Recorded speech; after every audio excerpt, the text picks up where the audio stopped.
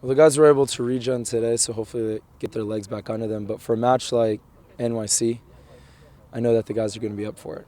Fatigue may play a factor momentarily, but the emotion and the adrenaline that's going to come playing at Yankee Stadium, especially against the blue team, is going to be good. So I think the guys are more than ready, and we're excited because this is the type of thing that we may need to turn around the current run of form. Were you expecting a difference of maybe tactics or formations from Vieira? Obviously, the 7-0 score from the last visit really did put a mental hurting on them. Sure. I mean, it would be the same for us. If we put up 7, or if we gave up 7, we'd look to alter the way that we played and try to rectify some of the wrongs that occurred. But for us, it isn't about going and scoring 7 goals. It isn't going about continuing the streak. It really is just about getting a win.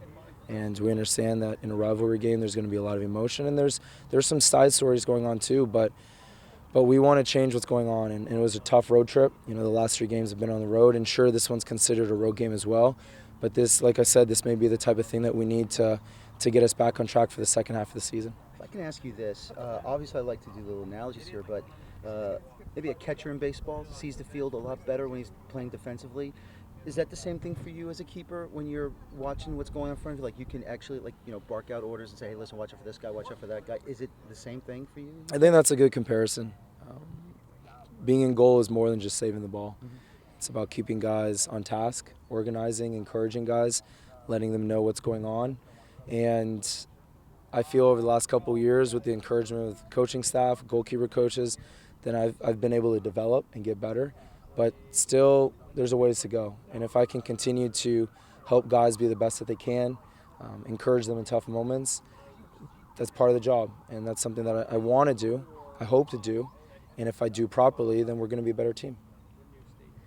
You've been on the Robles since the NYCFC rivalry has really flourished. With them being so new and them coming into their own, do you feel like they're infringing on your territory at all? As far as all the side stories, I think they're fun and they add to the rivalry. But for us, it's simply no matter who we play, we want to get 3 points. Of course, there's going to be a little added variable to each and every game. But, I mean, it doesn't matter if we play Philly, if we play DC, or we play Seattle. The task is to get 3 points. And especially the way things are going right now, it's even more important. So sure, we know we have to be aware of some of the side plots, but for the most part, it's going out there, executing our game plan, getting 3 points.